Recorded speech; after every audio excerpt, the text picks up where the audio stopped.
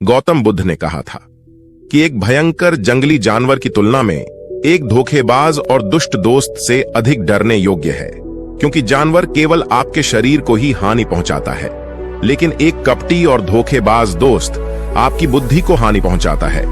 केवल एक बुरे दोस्त ही आपको उस स्थिति तक पहुंचा सकता है जहां आपको ऐसा लगता है कि ये दुनिया बहुत खराब है, यहां रहने का कोई फायदा क्या है।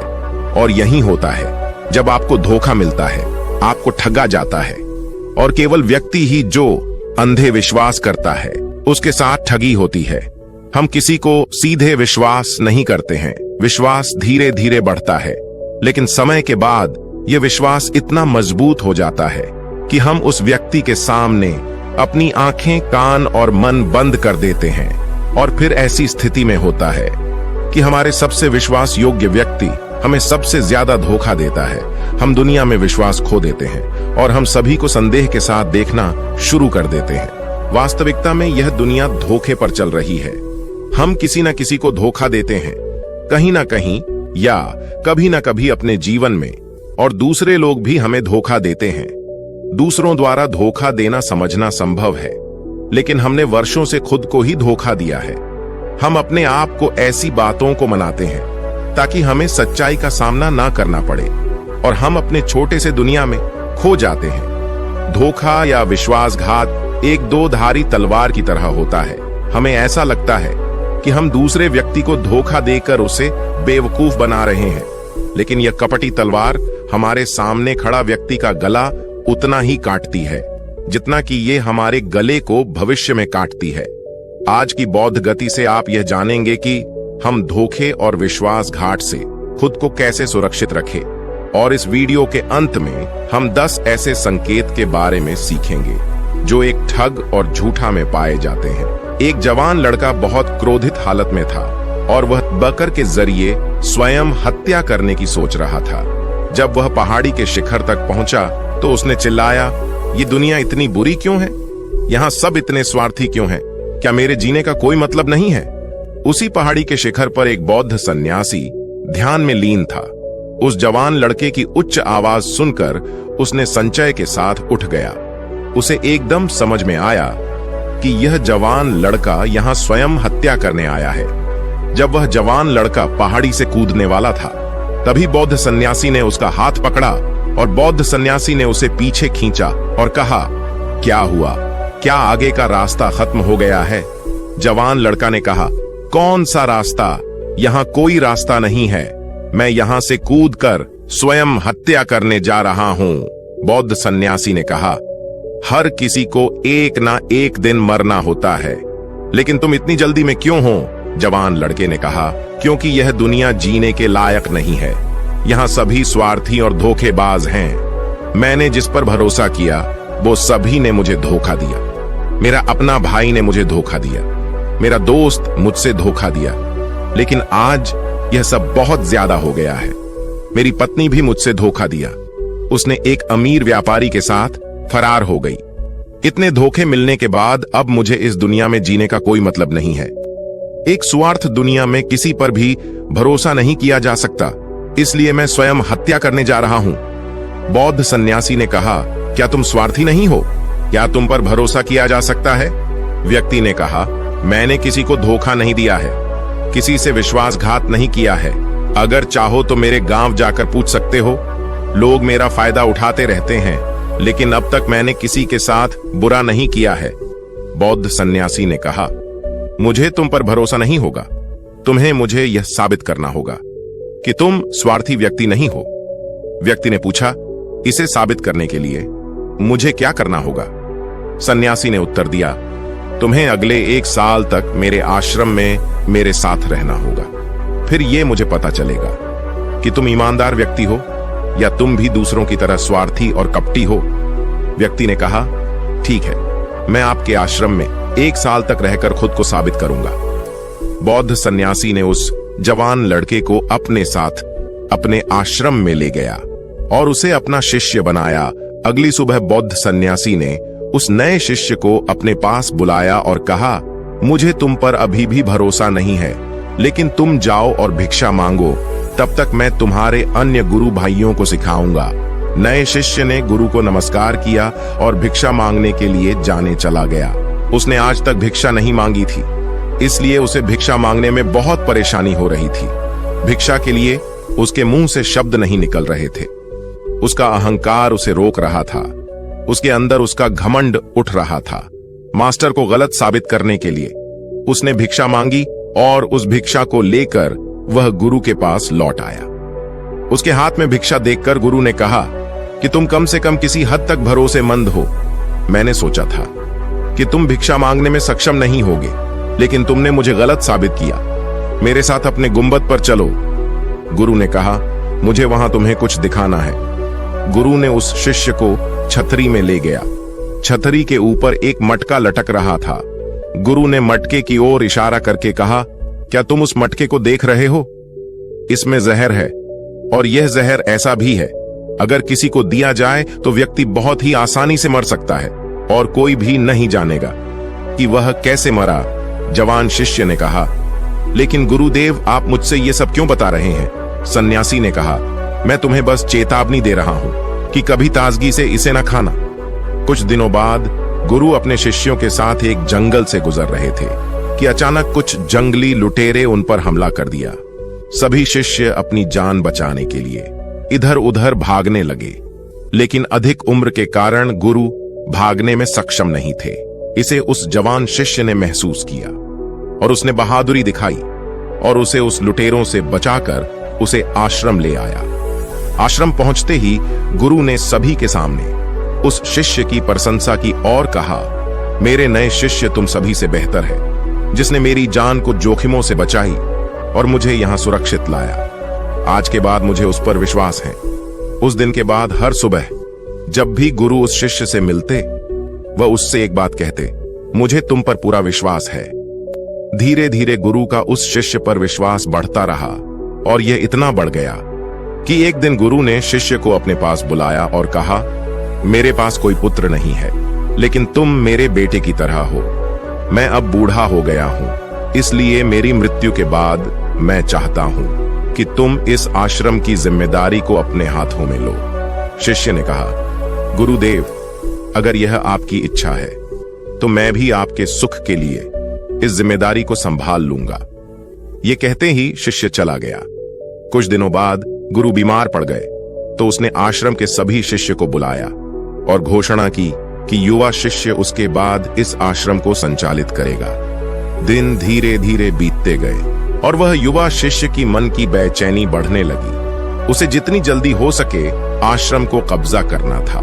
वह हर सुबह गुरु के पास जाता, उनकी सेहत पर कोई प्रभाव पड़ रहा है या नहीं दिखने के लिए, लेकिन गुरु की सेहत दिन प्रतिदिन ठीक हो रही थी।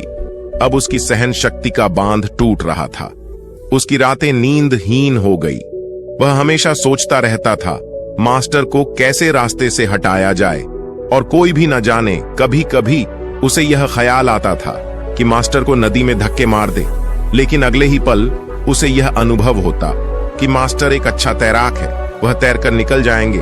कभी कभी उसे यह विचार आता था कि वह मास्टर को गले दबाकर मार देगा। सभी जानते हैं कि मैं मास्टर का विश्वास पात्र हूं, इसलिए किसी को भी मुझ पर संदेह नहीं होगा। लेकिन फिर वो सोचते हुए अपने आप से वो बात करता है कि यदि थोड़ी सी गड़बड़ी अगर हो गई तो हालात और बिगड़ सकती हैं। उसे कुछ ऐसा तरीका ढूंढना होगा जिससे कि मास्टर तो मरे ही और सबको ये लगे कि यह एक पराकीर्तिक मौत हुई है और इसे ईश्वर ने स्वीकार किया है। एक दिन वह युवा शिष्य मास्टर के कुटिया में मास्टर के पास बैठा था। तभी उसकी नजर ऊपर लटकती हुई उस मटके पर पड़ी। उसे याद आया कि मास्टर ने कहा था कि इसमें जहर है, और वह जहर ऐसा है कि अगर किसी व्यक्ति को दिया जाए तो व्यक्ति बहुत आसानी से मर सकता है और किसी को भी पता नहीं चलेगा कि वह कैसे मरा। उसने सोचा कि इस जहर को मास्टर को देना सही होगा और कोई भी नहीं जानेगा कि वो कैसे मरा। फिर उसके पास पूरे आश्रम पर काबू पाने की संभावना भी होगी। अगले दिन उसने गुप्त रूप से मास्टर के कुटिया से वो जहर चुराया और मास्टर के भोजन में मिला दिया। मास्टर ने वो रात का खाना खाया और सो गए, लेकिन सुबह होने पर पूरा आश्रम जाग उठा, लेकिन मास्टर नहीं उठे। शिष्य गुरु के कुटिया में गए और देखा कि मास्टर मर गए हैं। जब उस युवा शिष्य को ये जानकारी मिली तो उसके अंदर बहुत खुशी हो गई और वह आश्रम का नियंत्रण संभालने का कार्य शुरू कर दिया। आश्रम में एक पुराना शिष्य भी था। वह सब कुछ खामोशी से देख रहा था। वह अपने कुटिया में गया और वहां से एक दवा लेकर आया और मास्टर को दिया। कुछ ही समय में मास्टर की चेतना वापस आई और वह ठीक से उठकर बैठ गए। ऐसा देखकर उस युवा शिष्य के पैरों तले जमीन खिसक गए। वह बहुत घबराया हुआ था। गुरु ने बाकी शिष्यों को उनके कार्यों पर भेज दिया और युवा शिष्य को अपने पास बुलाया और कहा, क्या तुम अभी भी विश्वास योग्य हो? क्या तुम मुझे धोखा नहीं दोगे? क्या तुम स्वार्थी नहीं हो? शिष्य गुरु की पांवों में गिर पड़ा और कहा, मुझे नहीं पता कि मैंने इस अपराध को कैसे किया है। मैंने आज तक किसी को धोखा नहीं दिया है। लोग मुझे धोखा दे रहे हैं, लेकिन नहीं जानता कि मैंने आज आप पर धोखा क्यों और कैसे किया। गुरु ने कहा, तुम मुझे धोखा नहीं दे सकते क्योंकि मैंने कभी तुम पर विश्वास ही नहीं किया है। मैं किसी पर भी विश्वास नहीं करता। मैं केवल उसी पर विश्वास करता हूं जो मैं अपनी आंखों से देखता हूं, और मैं तुम्हारे भीतर की लालसा देखना चाहता था और मैंने तुम्हें यह लालसा जानबूझकर दी थी। क्योंकि किसी को धोखा देने के सिर्फ 3 ही कारण होते हैं। पहला स्वार्थ, दूसरा लालसा और तीसरा ईर्ष्या। वह युवा सन्यासी मास्टर से पूछा, लेकिन मास्टर, मैं अपने आप को अपना ये कैसे स्वार्थ, लोभ और ईर्ष्या से मुक्त रख सकता हूं? मास्टर ने कहा, खुद को पढ़े, खुद को जाने और खुद के अंदर प्रवेश करने का प्रयास करो। इंसान में बहुत महान संभावनाएं होती हैं। वह खुद को कुछ भी बना सकता है, वह कुछ भी हो सकता है। और जब आपको मौका ना मिले तो अपने अंदर देखे और जानने की कोशिश करे कि आप क्यों बदल रहे हैं, कौन आपको बदल रहा है, क्या यह परिवर्तन अच्छा है या बुरा, आत्मनिरीक्षण करो। मास्टर के इन शब्दों को सुनकर शिष्य फिर से उनके पैरों में गिर गया और कहा, मास्टर, मैं आपका शिष्य बनना चाहता हूं और जानना चाहता हूं कि मैं कौन हूं, मैं क्या हूं और मैं क्यों बदलता हूं। मास्टर ने कहा, हमारे आसपास ऐसे बहुत सारे लोग हैं और बहुत सारे ऐसे लोग रह चुके हैं जो इसका उदाहरण है, जो कभी अपने स्वार्थ, लोभ और ईर्ष्या के कारण किसी को धोखा नहीं दिया है। वह किसी का विश्वासघात नहीं करते।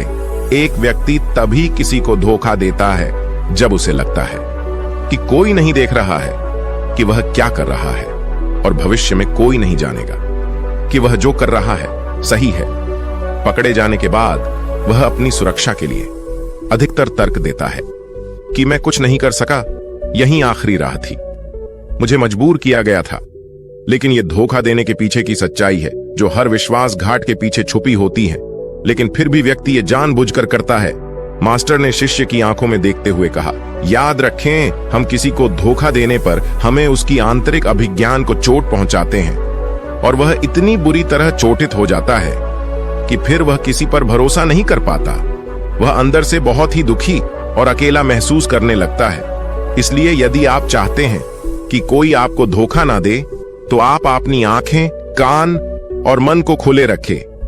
लोगों पर विश्वास करें, लेकिन इतना विश्वास मत करें कि वे आपका फायदा उठाने लगे।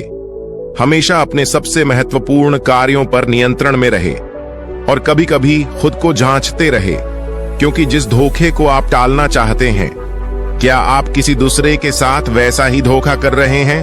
अगर कोई आपको फिर भी धोखा दे रहा है तो निराश ना हो, क्योंकि हर विश्वासघात किसी व्यक्ति को कुछ न कुछ सिखा कर जाता है। धोखा खाने के बाद एक व्यक्ति पहले के मुकाबले ज्यादा सतर्क और सावधान हो जाता है। इसलिए अपने जीवन को बिगाड़ने की आदत न डालें, बल्कि इसे एक सबक समझें और आगे बढ़े। मास्टर ने कहा, ये हैं धोखेबाज व्यक्ति के 10 निशानियां एक चालाक व्यक्ति के, जो आपको धोखा दे सकते हैं, आपके चैन चुरा सकते हैं और आशा की गहरी समुद्र में डूबते हुए आपकी जिंदगी खत्म कर सकता है।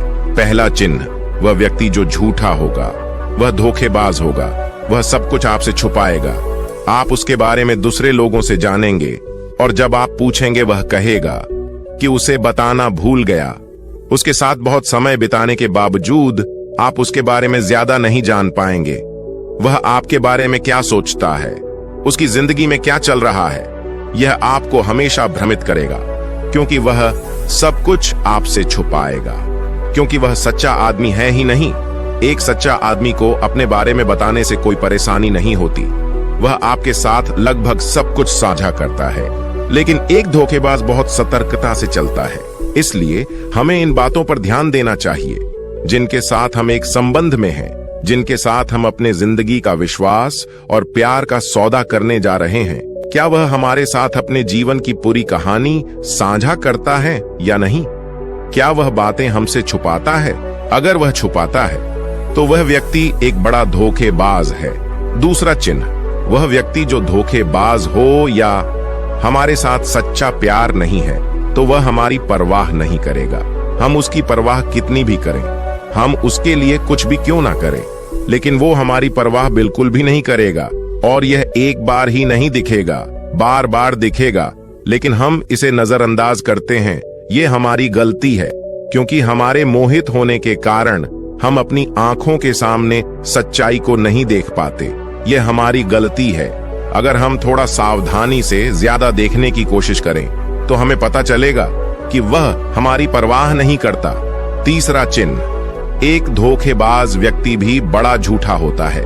उसके शब्द उसके आपसी मेल नहीं खाते, उसकी जीभ बदलती रहती है।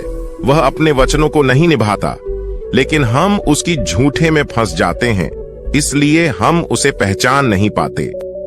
चौथा चिन्ह, एक धोखेबाज व्यक्ति हमारे मुख पर प्रशंसा और सराहना हमारे सामने करेगा, लेकिन वह कभी भी हमारी प्रशंसा नहीं करेगा और हमें सम्मान नहीं करेगा, चाहे हम उसके लिए मर जाएं। वह हमें कभी सराहना नहीं करेगा और हमें उतना महत्व नहीं देगा जितना कि हम अपनी जिंदगी में देते हैं, क्योंकि वह हमें एक दिन धोखा देगा। इसलिए यह बेहतर है कि हम सतर्क रहे, पहले ही बहुत धोखे खा चुके हैं। पांचवा चिन्ह, वह कहते क्या है, उस पर आपको ध्यान देने की वजह उनके कार्यों पर ध्यान केंद्रित करें।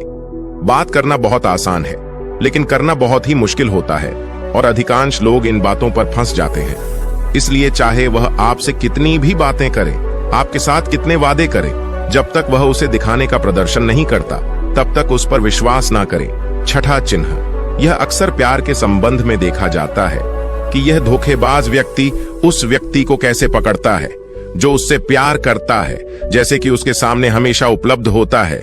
वह कहीं नहीं जा रहा है, वह उसके लिए यहां रहेगा। उसे ना तो सम्मान करेगा और ना ही सम्मान देगा, और अगर सम्मान के लिए विनती की जाए तो वह उसे और अधिक अपमानित करेगा। यदि आपको संबंध में किसी से विनती करनी हो तो मुझसे समझो कि उसमें आपके लिए प्यार नहीं है। जो वास्तव में आपसे प्यार करता है वह चाहेगा कि आपके साथ अधिकांश समय बिताए, जिससे आप समय के लिए विनती करें। समझो कि उसमें आपके लिए प्यार नहीं है। सातवां चिन्ह, वह हर चीज के लिए समय निकाल सकता है, लेकिन कभी भी आपके लिए समय नहीं निकालेगा। वह अपने जीवन में आपके लिए कुछ भी नहीं छोड़ेगा, लेकिन आपको कभी नहीं छोड़ेगा। वह तभी आपसे बात करेगा जब उसे मन करेगा, ना कि जब आपको उनकी जरूरत होगी। वह आपको किसी और के साथ बदल सकता है, लेकिन आपके लिए कुछ नहीं बदलेगा, ना तो उनकी आदतें, ना ही उनका स्वभाव और ना ही उनकी सुविधा। आठवां चिन्ह, वह कभी भी आपको आपके प्रति समर्पित और आज्ञाकारी नहीं होगा। जैसा कि हम आपके साथ हमेशा रहेंगे, चाहे जो भी हो, हम समर्थन करेंगे, चाहे जैसा भी समय हो। वह सिर्फ अपनी शर्तों पर ही आपके साथ रहेगा। जब उसे आराम और अच्छा लगेगा तभी वह आपके साथ रहेगा, और अगर उसे थोड़ा भी चोट लगे तो वह चला जाएगा, क्योंकि वह कभी भी अपनी सुविधा के लिए, अपने सीमा के बाहर कुछ भी करने के लिए नहीं आएगा। नौवां चिन्ह, वह हमेशा आपको चोट पहुंचाएगा, कभी जानबूझकर और कभी बिना जाने कि वह आपको कितना चोट पहुंचा रहा है, और आपका हृदय लगातार दुखेगा। आप उस व्यक्ति के साथ खुश रहेंगे जो वास्तव में आपसे प्यार करता है। उसके साथ होने से आपको ऐसा लगेगा कि आप हवा में हल्के से उड़ रहे हैं। और अगर आप एक धोखेबाज और गलत व्यक्ति के साथ संबंध में हैं, तो सब कुछ भारी और असावधान लगेगा। ऐसा लगेगा कि कुछ गड़बड़ है। अंदर से एक आवाज आएगी कि यह संबंध आपके लिए सही नहीं है, और यदि इसे सुनने के बावजूद आप इसे नजरअंदाज करते हैं तो यह आपकी गलती होगी। 10वां चिन्ह, आपके जीवन में वे कहीं नहीं है। आपके जीवन में उनकी कोई विशेष जगह नहीं है। जब चाहे वे आसानी से आपके जीवन से आपको निकाल सकते हैं और उन्हें कुछ फर्क नहीं पड़ेगा। यदि आप यह नहीं मानते और उनकी सच्चाई जानना चाहते हैं तो आप अपनी जीवन से कुछ दिनों के लिए गायब हो जाइए। उन्हें कुछ फर्क नहीं पड़ेगा, बल्कि वे खुश रहेंगे। अच्छा है कि समस्या हमारे जीवन से चली गई है। अब हम आजाद हैं और हम जो चाहे वो कर सकते हैं। यदि आप भी अगर ऐसे व्यक्ति के साथ संबंध में हैं तो आप अपने बुद्धि को संयम में लाइए और जितनी जल्दी हो सके इससे बाहर निकले। मुझे विश्वास करें, ऐसे संबंध से बाहर आने के बाद आपको सुख, शांति और प्यार मिलेगा। और क्या दुनिया में सिर्फ एक ही व्यक्ति है? यदि आप एक खराब व्यक्ति को छोड़ देते हैं तो 10 अच्छे लोग आपके जीवन में आएंगे जो आपको सम्मान और प्यार देंगे। और जब तक आप इस तरह के झूठे व्यक्ति के साथ हैं तब तक आप अपने अच्छे लोगों को नहीं देख पाएंगे। लेकिन जैसे ही आप ऐसे धोखेबाज व्यक्ति को छोड़ देंगे, अच्छे लोग आपके जीवन में आना शुरू हो जाएंगे। और एक और बात, आजकल वे लोग जिनके साथ प्यार में धोखा हुआ है वे कहते हैं कि प्यार कुछ नहीं है, सब कुछ झूठ है। आजकल सब कुछ झूठा है, लेकिन यह पूरी तरह से सही नहीं है। जिस व्यक्ति ने आपको धोखा दिया है उससे प्यार के अर्थ की जानकारी नहीं थी। लेकिन आज भी दुनिया में बहुत सारे ऐसे लोग हैं जो प्यार को कैसे करना है जानते हैं और उसे बरकरार रखने की भी जानते हैं। धोखा खाए लोग अपनी ओर से सच्चा प्यार करता है। प्यार ईश्वर की उपहार है और यह दुनिया प्यार पर आधारित है। अगर एक गलत व्यक्ति ने आपका प्यार समझ नहीं पाया तो इसका अर्थ यह नहीं है कि इस दुनिया में प्यार नहीं है। यह दुनिया प्यार पर ही आधारित है। यह प्रसिद्ध नृत्य दुनिया सिर्फ प्यार करने वालों के कारण है। और अंत में एक और बात, यदि आप अपने परिवार के सदस्यों से धोखा खा चुके हैं या आपस में गलतफहमी हो गई है तो एक दूसरे के बात समझने का प्रयास करें। एक दूसरे को जानें और एक दूसरे को माफ करें। क्योंकि दोस्तों, आपको बहुत सारे लोग मिलेंगे लेकिन आपके परिवार के सदस्यों की तरह किसी और जगह पूरे विश्व में नहीं मिलेंगे। हाँ, उनका दृष्टिकोण थोड़ा अलग होता है, वे थोड़े दूर के होते हैं, आपके परिवार के बाहर, जैसे कि आपके दोस्त, दूर के रिश्तेदार या पड़ोसी। लेकिन परिवार के सदस्यों को माफ कर देना बुद्धिमान होता है। तो दोस्तों, आज के वीडियो में बस इतना ही। उम्मीद है आपको यह वीडियो पसंद आई होगी। अगर पसंद आई होगी तो वीडियो को एक लाइक करना मत भूलिएगा। ओम बुम बुधाय नमः, ओम बुम बुधाय नमः, ओम बुम बुधाय नमः।